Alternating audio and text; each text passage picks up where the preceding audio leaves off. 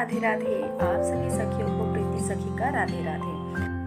तो बस सुबह का समय है और पूजा की शुरुआत हो चुकी है और सबसे पहले दहलीज पे जो रंगोली बनाती हूँ मैं वो बना रही हूँ। और बस अपनी दहलीज को इसी तरीके से सजा कर रखना मुझे बहुत पसंद है और इसीलिए मैं नए नए डिज़ाइन या नए नए कोई फ्लावर्स के प्रिंट वगैरह मैं लाती रहती हूँ और अपनी रंगोली डालकर यहाँ पे अपने आंगन को सजाती रहती हूँ।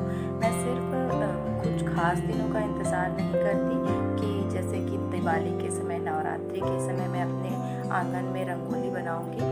मुझे अच्छा लगता है ये सब करना, अपने आंगन को सजा कर रखना, इसलिए मैं हमेशा इस तरीके से रंगोली बनाती रहती हूँ। और जल्द ही अब पुरुषोत्तम मास या अधिक मास शुरू होने वाले हैं।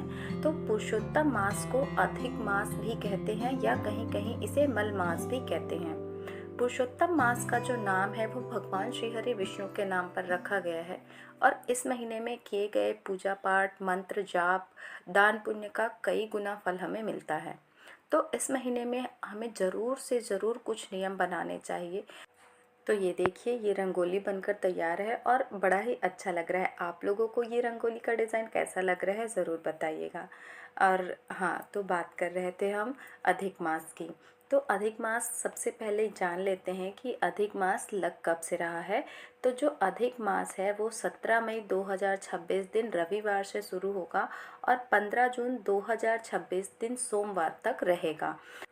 तो इस महीने में भगवान श्री हरि विष्णु की पूजा या उनके किसी भी स्वरूप जो आपके पास है, चाहे वो लड्डू गोपाल हो, शालिग्राम हो या कोई भी उनका स्वरूप हो आपके पास, उनकी पूजा आप कर सकते हैं।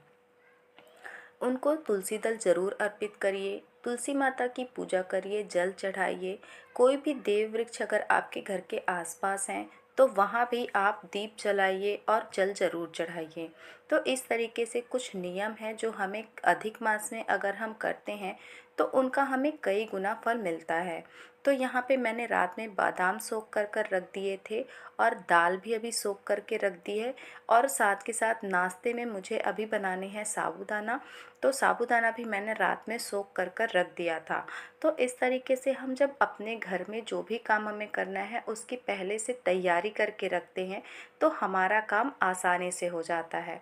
ठीक इसी तरह हमें भी अधिक मास की जानकारी अभी से ही ले लेनी है ताकि अधिक मास शुरू होने से पहले ही हम सारी तैयारियां कर लें, ताकि हमारे एक भी दिन छूट ना जाए। और जो खास दिन है हमारे लिए, खासकर हम गृहस्थ के लोगों के लिए, हम हर रोज़ इतनी पूजा अर्चना नहीं कर सकते, लेकिन जब कोई खास महीना, कोई खास दिन आता है तो हम उसमें तो अपना जितना हमसे बन पड़ता है, जो भी पूजा पाठ, मंत्र जाप, वो सब करते हैं। तो इसीलिए अधिक मास को भी बताया गया है कि जो गृहस्थ हैं उन्हें अधिक से अधिक नाम जाप करना चाहिए और जिन्होंने दीक्षा ले ली है उन्हें अपने गुरु मंत्रों का अधिक से अधिक जाप करना चाहिए। और यहाँ तक कहा गया है कि अगर तीर्थ में हमें एक रात्रि भी बिताने का मौका मिले किसी तीर्थ स्थान में तो भी बहुत उत्तम होता है। और साथ के साथ अगर हमें किसी पवित्र नदी में जाकर स्नान करने मिल जाए तो भी बहुत अच्छा होता है।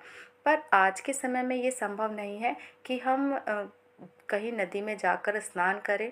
अगर किसी के घर के पास है तो वो बात अलग है। तो इसलिए हम घर में ही जो हमारे स्नान का जल है, पहले एक बाल्टी में गंगा जल निकालिए और फिर उसमें आप जल मिला लीजिए और फिर हर हर गंगे कह के स्नान कर लीजिए। अगर इतना भी नहीं कर सकते तो केवल स्नान करते समय हर हर गंगे ऐसा बोल देने से हमें गंगा में स्नान करने के बराबर ही पुण्यफल प्राप्त होता है। तो ये तो अधिक मास की जानकारी है और अगर आप ये सारे नियम करना चाहते हैं तो आप कर सकते हैं। अगर आप सभी नियम नहीं कर सकते तो कोई एक नियम ले सकते हैं। गर्मी का दिन है, सुबह जल्दी उठकर स्नान करना आसान होगा, क्योंकि जो माघ का महीना या जो हम कार्तिक के महीने में स्नान करते हैं उस समय ठंड होती है तो सुबह स्नान करने में थोड़ा परेशानी होती है। पर अभी गर्मियों का मौसम है तो इसमें कोई दिक्कत नहीं आएगी। तो बस यहाँ पे मैं जैसे कि हमेशा नाश्ते के साथ साथ दाल भी पकने रख देती हूँ और साथ के साथ दोपहर के लंच की भी तैयारियाँ कर लेती हूँ।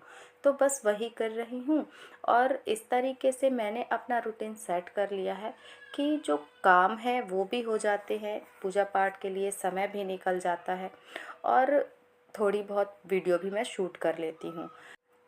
और हाँ, अभी गर्मियाँ हैं ना, तो हमें तो गर्मियाँ लगती हैं।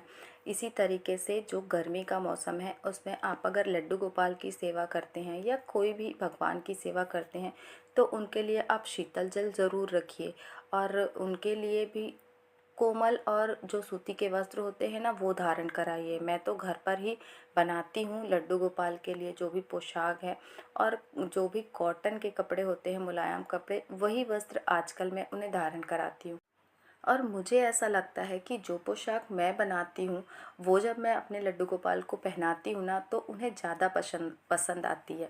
ऐसा आपको लगेगा कि वो बताने थोड़े ही आते हैं, पर ऐसा नहीं है। जब वो भाव देखते हैं, जब मैं उनको खुद से बनाई हुई पोशाक धारण करवाती हूँ तो उनके चेहरे पे एक अलग ही खुशी सी नज़र आती है। तो ये तो एक भाव है जो एक भक्त और भगवान के बीच का है, और जो भाव से अपने प्रभु की सेवा कर रहा है इस चीज़ को वही महसूस कर सकता है। तो यहाँ पे साबूदाना मैंने बना लिया है। देखिए बिल्कुल खिला खिला सा साबूदाना बना है। कुछ अलग से मैंने इसमें ना ही नींबू का रस डाला है, ना ही मैंने इसमें फली के दाने डाले हैं। बस मैंने इसमें टमाटर ऐड किया था और ये काफ़ी अच्छा बना है, बिल्कुल खिला खिला, बिल्कुल भी चिपचिपा सा नहीं हुआ है। अगर आपको लगता है कि जब आप साबूदाना बनाते हैं तो वो चिपचिपा हो जाता है, आपस में चिपक के रह जाता है, खिला खिला नहीं बनता, तो इसके लिए आप साबूदाने को जब सोख कर देते हैं तो उसे पानी से बाहर निकाल लीजिए भीग जाने के बाद, और कुछ घंटे के लिए फ्रिज में रख दीजिए। उसके बाद आप साबूदाने को बनाइए। तो आप जो साबूदाना बनाएंगे वो एक में चिपक के नहीं बनेगा बल्कि खिला खिला बनेगा। तो साबूदाना पक चुका है और दाल पकने को रख दी है और सब्जी भी छौंक दी है। और जितने भी एक्स्ट्रा बर्तन यहाँ पे फंसे हुए थे जिन्हें मैंने यूज़ किया है उन्हें भी लगे हाथ साफ़ करके रख दूँगी।